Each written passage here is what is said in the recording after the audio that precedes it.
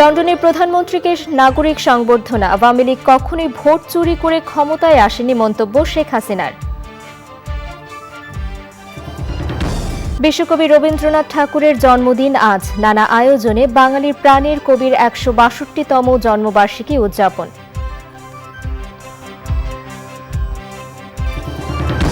দলের সিদ্ধান্তের বিরুদ্ধে কেউ সিটি নির্বাচনে অংশ নিলে গঠনতন্ত্র অনুযায়ী ব্যবস্থা নেবে আওয়ামী লীগ, হতে পারেন চিরদিনের জন্য বহিষ্কার। সুদান থেকে সৌদি বিমান বাহিনীর বিশেষ ফ্লাইটে জেদ্দা পৌঁছেছেন ১৩৬ বাংলাদেশি, আজ দেশে ফেরার প্রত্যাশা।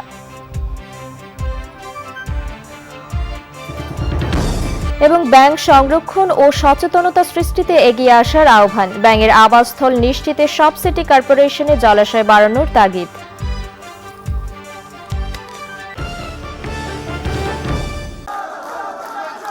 সরকারি সফরে জাপান যুক্তরাষ্ট্রের পর লন্ডনে অবস্থান করছেন প্রধানমন্ত্রী শেখ হাসিনা। প্রধানমন্ত্রীর সফরে বরাবরের মতো এবারও নাগরিক সংবর্ধনার আয়োজন করেছে যুক্তরাজ্য প্রবাসী বাংলাদেশিরা। স্থানীয় নেতাদের পর প্রধান অতিথির বক্তৃতায় প্রধানমন্ত্রী বলেন, বাংলাদেশের মানুষ ভোটের অধিকার সম্পর্কে সবসময় সচেতন, তাই ১৫ই ফেব্রুয়ারির মতো ভোটারবিহীন নির্বাচন করে খালেদা জিয়া ক্ষমতায় থাকতে পারেনি। বাংলাদেশের জনগণ কিন্তু তার ভোটের অধিকার সম্পর্কে যথেষ্ট সচেতন। কাজে যখন দেশের মানুষ দেখলো যে খালেদা জিয়া তাদের ভোট চুরি করেছে, তারপর কিন্তু সে জনগণের আন্দোলনের মুখে ৩০শে মার্চ পদত্যাগে বাধ্য হয়েছিল। আমি এটাই বলতে চাই যে আজকে আমাদের ভোট চোর বলার সাহস পায় কোথায়? ভোট চোরের বাচ্চা ভোট চোর বলে কিভাবে?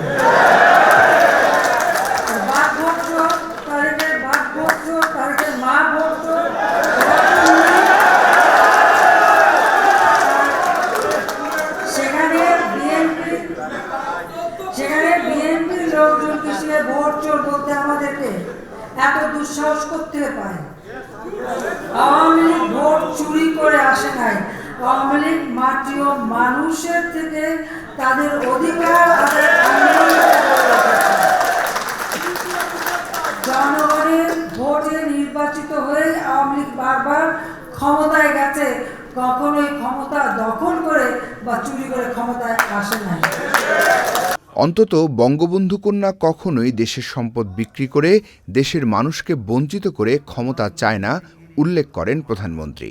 জিয়া খুনি, খালেদা জিয়া খুনি, তার ছেলে খুনি না, শুধু মানুষই হত্যা করেনি, গোটা বাংলাদেশের ভাবমূর্তি নষ্ট করেছে, বাংলাদেশের স্বাধীনতার চেতনা নষ্ট করেছে। আজকে আপনারা জানেন যে তারেক জিয়া অস্ত্র চোরা কারবারি মামলা, মানি লন্ডারিং মামলা, দুর্নীতির মামলা, এবং তার মামলায় তো আমেরিকার FBI সাক্ষী দিয়েছে বাংলাদেশের দেশে দুর্নীতি করেছে। দেশে দেশে সংগঠনকে শক্তিশালী করতে নেতাকর্মীদের উদ্যোগী হওয়ার নির্দেশ দিয়েছেন প্রধানমন্ত্রী শেখ হাসিনা। নীলাদ্রি শেখর, চ্যানেল আই। বাঙালির প্রাণের মানুষ বিশ্বকবি রবীন্দ্রনাথ ঠাকুরের ১৬২তম জন্মবার্ষিকী আজ। ১২৬৮ বঙ্গাব্দে ২৫শে বৈশাখের এই দিনে পশ্চিমবঙ্গের জোড়াসাঁকোর ঠাকুর পরিবারে জন্মগ্রহণ করেছিলেন রবীন্দ্রনাথ। অসংখ্য গান, কবিতা, উপন্যাস, নাটক, প্রবন্ধ সহ সাহিত্যের সকল শাখায় বিচরণ করে বহির্বিশ্বের বুকে বাংলা শিল্প সাহিত্যকে নিয়েছেন অনন্য উচ্চতায়। উৎসবে, পার্বণে, সংকটে, গ্লানিতে কিংবা দুঃখে, ভালোবাসায় এখন বাঙালির অনন্য এক আশ্রয় হয়ে আছেন রবীন্দ্রনাথ। লায়লা নওশিন জানাচ্ছেন।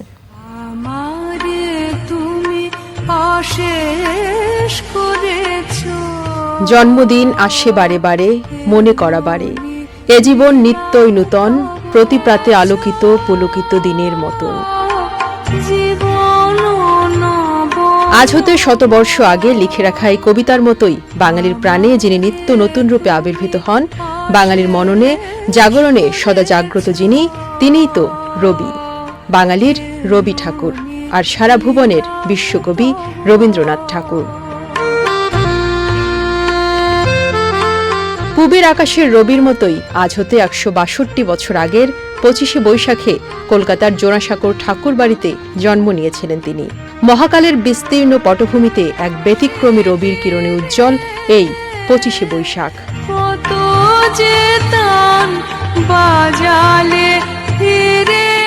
পৃথিবীর বুকে সুদীর্ঘ ৮০ বছরের মহিমান্বিত জীবনে নিজের উজ্জ্বল সব সৃষ্টিকর্মের আলোক ছটায় পৃথিবীকে যেভাবে ঋণী করেছেন বিশ্বকবি, তার হিসেব কষতে বসলে কখনো ফুরোবে না। তার লেখা আমার সোনার বাংলা আমি তোমায় ভালোবাসি গান বাংলাদেশের জাতীয় সঙ্গীত। মহান স্বাধীনতা যুদ্ধে তার অনেক কবিতা ও গান ছিল সীমাহীন প্রেরণার উৎস। শুধু মুক্তিযুদ্ধে নয়, প্রতিটি সংগ্রামে চিরকালই কবির রচনা প্রাণের সঞ্চার করে। আজই হতে শতবর্ষ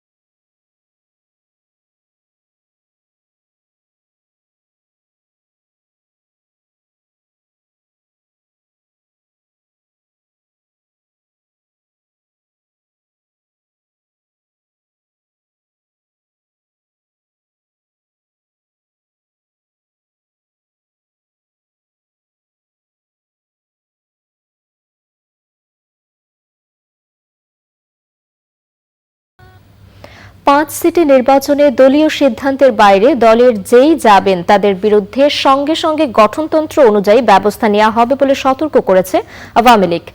দলের নেতারা বলেছেন, শৃঙ্খলা ভাঙার পর ক্ষমা পাওয়া কেউ আবারও শৃঙ্খলা ভাঙলে তাকে আওয়ামী লীগ থেকে চিরদিনের জন্য বহিষ্কার করা হবে। নির্বাচনী আচরণবিধি মেনে চলতেও দলের সবাইকে নির্দেশনা দিয়েছে আওয়ামী লীগ। ওবায়দুল রশিদের রিপোর্ট। ২৫শে মে গাজীপুর, ১২ই জুন খুলনা ও বরিশাল এবং ২১শে জুন রাজশাহী ও সিলেট সিটি কর্পোরেশন নির্বাচন হবে। এখনও কোনো সিটি নির্বাচনের আনুষ্ঠানিক প্রচার শুরু না হলেও আলোচনা রয়েছে আওয়ামী লীগের বিদ্রোহী প্রার্থীদের নিয়ে।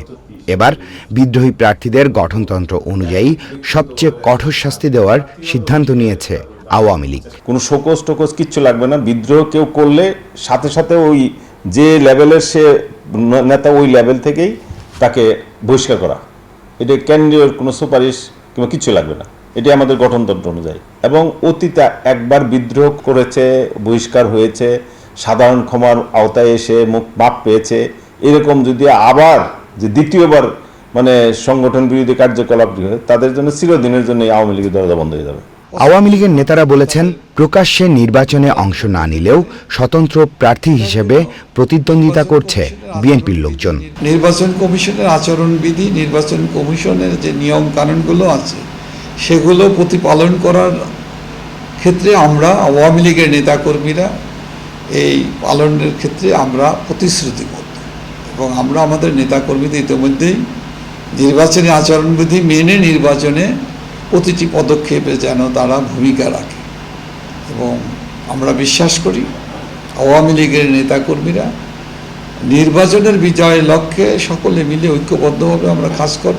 আওয়ামী লীগের প্রত্যাশা আসন্ন সব সিটি কর্পোরেশন নির্বাচন অবাধ, সুষ্ঠু হবে এবং ভোটাররা উৎসবমুখর পরিবেশে তাদের প্রতিনিধি নির্বাচন করবেন। Obaidul Rashid, channel I, Dhaka. যুদ্ধ কবলিত সুদান থেকে জেদ্দা পৌঁছানোর পর একটি বিশেষ ফ্লাইটে ঢাকার উদ্দেশ্যে রওনা হয়েছে ১৩৬ জন বাংলাদেশি। সৌদি বিমান বাহিনীর দুটি বিশেষ ফ্লাইটে জেদ্দা পৌঁছানোর পর বিমানবন্দরে তাদের স্বাগত জানান সৌদি আরবে নিযুক্ত বাংলাদেশের রাষ্ট্রদূত ডক্টর মোহাম্মদ জাবেদ পাটোয়ারি। বিস্তারিত জেদ্দা থেকে রুমি সাইদের রিপোর্টে। সংঘাতময় সুদান থেকে দেশে ফেরার পথে দেশটিতে আটকে পড়া বাংলাদেশিরা জিদ্দায় তারা সুদানের দুর্বিষহ অবস্থার কথা বর্ণনা করেন। আমি রুমে আটকে ছিলাম বিগত 10 দিন। তো 10 দিনে আমি কোনো খাবার কিনতে যাইতে পারি নাই।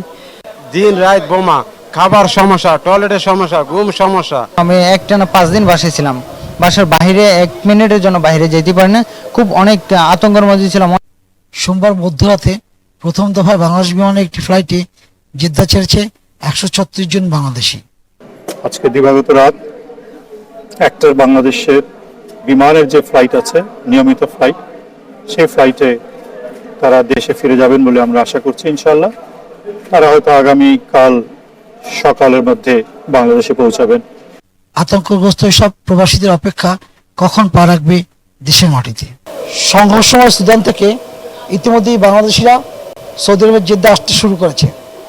সৌদি আরবের জেদ্দা থেকে এদেরকে দ্রুতই বাংলাদেশে প্রেরণ করা হবে, এমনটাই আশাবাদ ব্যক্ত করেছে সৌদি আরবস্থ বাংলাদেশ মিশন।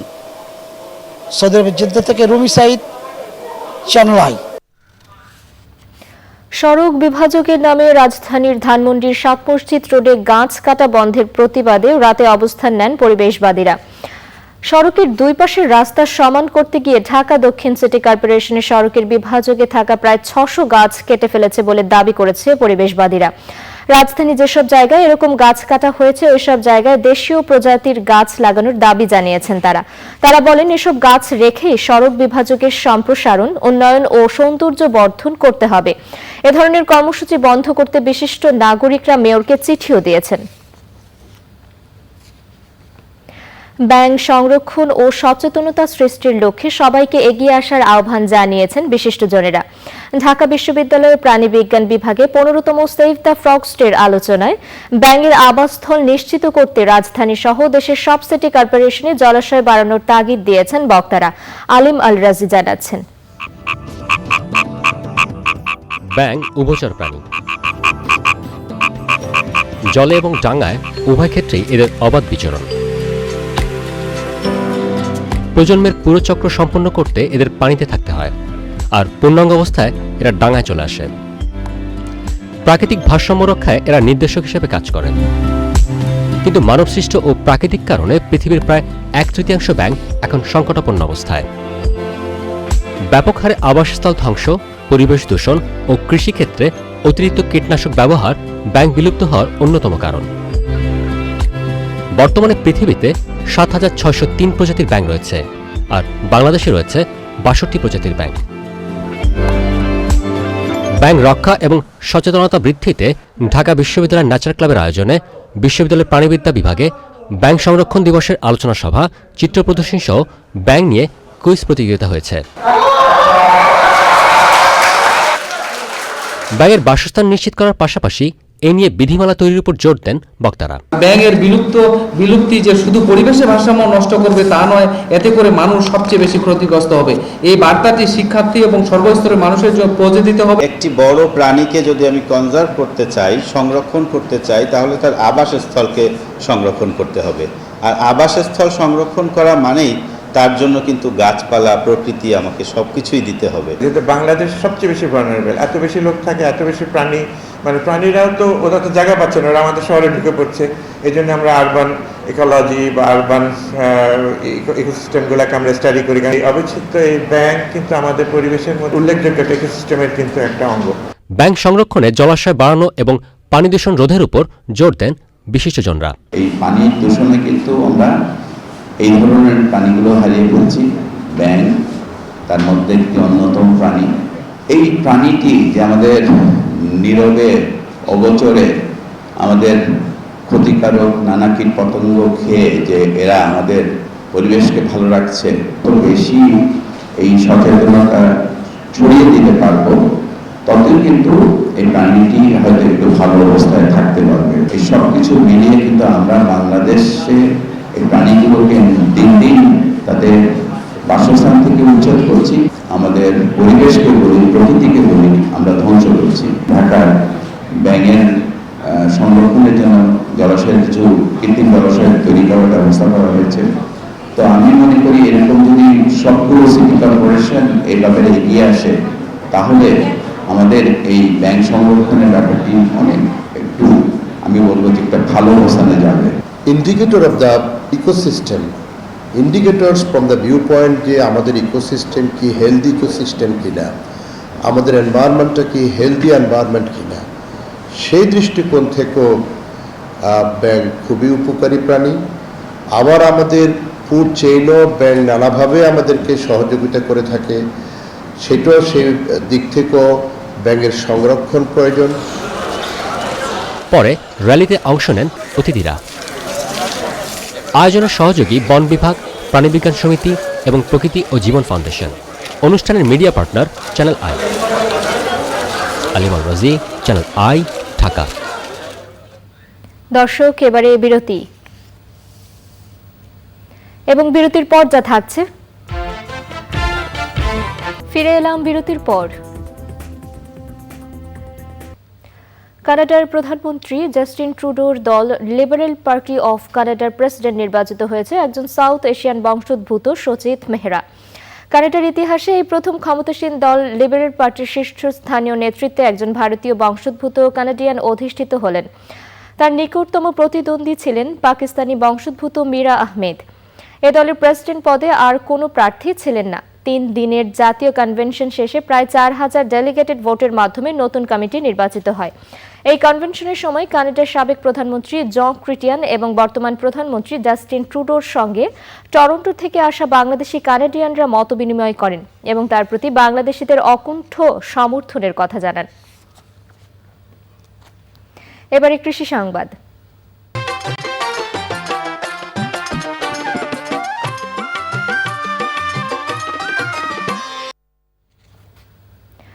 সমলয় পদ্ধতিতে বোরো ধান চাষ করেছেন চাঁদপুরের শাহরাস্তির কৃষক। টামটা উত্তর ইউনিয়নে হোসেনপুর মাঠে প্রথমবারের মতো বাছাই করা 50 একর জমিতে 99 জন কৃষক ধান আবাদ করে ভালো ফলন পেয়েছেন। চাঁদপুর থেকে মোর্শেদ আলমের পাঠানো তথ্য, ভিডিও চিত্রে সুদীপ্তা মাহমুদের রিপোর্ট। মুজিব শতবর্ষে কৃষি প্রণোদনা কর্মসূচি প্রকল্পের আওতায় কৃষকদের বিনামূল্যে সার ও বীজ বিতরণ এবং সমলয়ে ধান আবাদে হারভেস্টার মেশিন দিয়ে ধান কাটা, মাড়াই ও ঝাড়াই উৎসবের উদ্বোধন করা হয়। কৃষি যান্ত্রিকরণ, কৃষির আধুনিকায়ন, এই জন্য আমাদের সরকার এবং আমাদের মাননীয় মন্ত্রী মহোদয়, আমাদের সচিব মহোদয় জোর প্রচেষ্টা এবং তারা এই প্রকল্পের প্রতি জোর দিয়েছেন যাতে আমাদের কৃষক ভাইয়েরা এখন সময় মতো শুধু ধান কাটা না, ধান বপন, ধান কর্তন এবং সবকিছু সময় মতো সংগ্রহ করতে পারে। সমলয় চাষাবাদে ট্রেতে বীজতলা তৈরি করায় চারায় কোনো রোগবালাই না হওয়ায় দ্রুত গাছ বেড়ে উঠেছে। ট্রান্সপ্লান্টার ব্যবহার করায় খরচ নেমে এসেছে অর্ধেকে। আমাদেরকে বীজ দেওয়া হয়েছে, সেই বীজ আমাদের রোগব্যায়াম কম, অন্যান্য শ্বাস পদ্ধতি থেকে এই শ্বাস পদ্ধতি আমাদের ফলন বেশি, যার জন্য আমরা এই শ্বাস পদ্ধতিতে আমরা উপকৃত। আবহাওয়া লাগাই দিচ্ছে, এখন আবার ধান কাটার মাধ্যমে আমরা উপকৃত পাইছি। আমাদের শ্রমিক লেবার কাজের লোক পাই না, ঠিক মতো ধান দাইতে পাই না, ধান কাটে দিতেছে, এরপরে কীটনাশক ওষুধের যা প্রয়োজন সবকিছু দেখাশোনা সারেরা করিয়ে আমাদেরকে সব সাজেশন দিতেছে। সমলয় ধান চাষাবাদে উদ্বুদ্ধ করতে বিনামূল্যে সার বীজ বিতরণ ছাড়াও হারভেস্টারে ধান কেটে কৃষকের ঘরে তুলে দিয়েছে কৃষি বিভাগ। ধান রোপণ থেকে শুরু করে ধান কাটা পর্যন্ত যন্ত্রের ব্যবহার নিশ্চিত করে এবং যাতে আমাদের যে মৌসুমী শ্রমিকের যে সংকট সেটা আমরা কাটিয়ে উঠতে পারি। সমলয়ের মাধ্যমে যদি আমরা একই সাথে ধান রোপণ করে থাকি তাহলে পোকামাকড়ের যে প্রাদুর্ভাব পরবর্তী ফসলে হয় না। চলতি মৌসুমে শাহরাস্তি উপজেলায় 4888 হেক্টর জমিতে হাইব্রিড ও 4907 হেক্টর জমিতে উপসি জাতের বোরো ধান চাষ হয়েছে। Sudipta Mahmud, channel I. এবারে প্রকৃতি সংবাদ।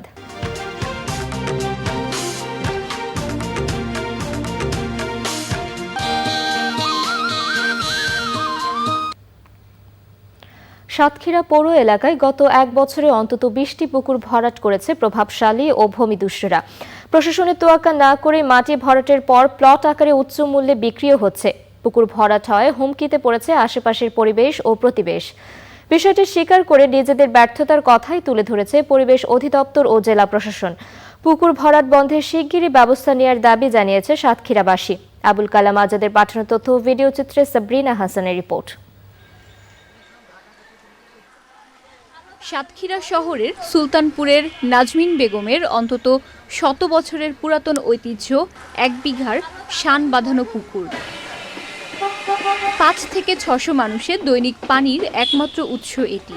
কিন্তু বসতবাড়ির ঝুঁকির অজুহাতে পুকুর ভরাট শুরু করেন নাজমিন বেগম। স্থানীয়দের অভিযোগে পরিবেশ অধিদপ্তর একাধিকবার বন্ধের নির্দেশ দিলেও কার্যক্রম চলছে। শহরের মধুমল্লার ডাঙ্গিতে অন্তত 5 বিঘার পাওয়ার হাউস পুকুরটিও 150 বছরের ঐতিহ্য। প্রভাবশালীদের দৌরাত্ম্যে সেখানেও ভরাট শুরু হয়। এখন প্লট আকারে জমি বিক্রির সাইনবোর্ড ঝুলছে। এভাবেই শহরের বিভিন্ন পুকুর ভরাট শেষে বিল্ডিং নির্মাণ চলছে। একই অবস্থা পলাশপোল, কাটিয়া ও কামালনগরেও। দাঁড়িয়েছি এই জায়গায় আমি একটা পুকুর ছিল, এই পুকুরটা আমি নিজে চাষ করতাম। এই অবসর সময় কাটানোর জন্য এখানে বসে গল্প করতাম। আমরা বহুত চেষ্টা করছি, এলাকার লোক বলছি, বহুত আইন আদালতের কাছে হয়েছে, কোনো প্রকারে কোনো সাহায্য সহযোগিতা পাচ্ছি না। অনেক গরিব মানুষ আছে যাদের নিজস্ব সাপ্লাই পানির ব্যবস্থা নেই, সাবমার্সিবল পানির ব্যবস্থা নেই, এটার উপরেই অনেক নির্ভরশীল। তা আমরা প্রধানমন্ত্রীর এই যে নির্দেশনা যাতে মেনে চলে, আর পরিবেশ অধিদপ্তরের যারা এখানে দায়িত্বে আছেন তাদেরকেও বলবো আপনারা একটু সহানুভূতির সাথে দেখবেন। শুধু মানুষ না, পশু পাখি, হাঁস মুরগি, এদের পানির অনেক প্রয়োজন, কিন্তু হাঁস মুরগি পালন করার মতন কোনো অবস্থা এবং মানুষের গ্রহণ করার মতন অবস্থা কোনো পরিবেশ থাকছে না।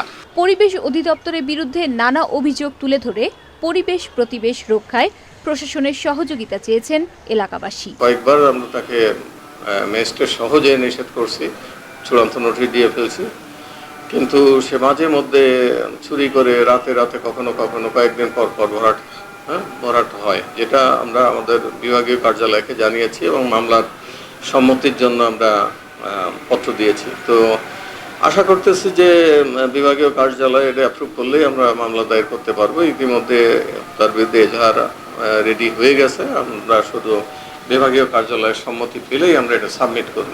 মিষ্টি পানি সংরক্ষণে পুকুর বা জলাশয় ভরাট না করার আহ্বান জানান জেলা প্রশাসক। জনসচেতনতাটা খুব জরুরি। শুধু অগ্নি নির্বাপনের জন্য নয়, অন্যান্য প্রাণীরা যে খাবার পানি আহরণ করবে, পশু পাখি, তো এই পরিবেশ প্রতিবেশ রক্ষা ক্ষেত্রে এই পুকুর কিন্তু দারুণ ভূমিকা রাখে। তো এই জন্য সাতক্ষীরাবাসীর কাছে আমার আহ্বান থাকবে, আপনারা আপনাদের মালিকানাধীন পুকুর হলেও, ব্যক্তি মালিকানাধীন হলেও দয়া করে পুকুরগুলোকে পুকুর হিসাবে, পানির আধার হিসাবে সংরক্ষণ করুন, পুকুরগুলোকে ভরাট করবেন। প্রাকৃতিক জলাধার সংরক্ষণ আইন অনুযায়ী কোনো পুকুর, জলাশয়, নদী ও খাল ভরাট বেআইনি। এই বিধান লঙ্ঘনে 5 বছরের কারাদণ্ড বা 50,000 টাকা অর্থদণ্ডের বিধান রয়েছে। Sabrina Hasan, channel I. এবারে খেলার খবর।